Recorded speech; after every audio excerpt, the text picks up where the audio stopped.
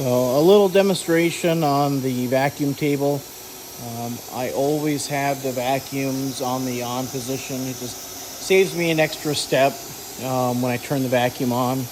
I have everything run to a separate breaker, which is this middle one here. I will turn it on, but it will get really, really noisy. Basically just want to show you how the vacuum table works and how strong it really is. So before I turn the vacuum table on, you can see a piece of 1/2-inch plywood. Move it around pretty easily. Normally you'd want to have the whole entire surface covered up in order to get the best suction, or turn on or off the ports. But once I turn this on, you'll see how strong the suction is and how hard it is to, I can just move that now.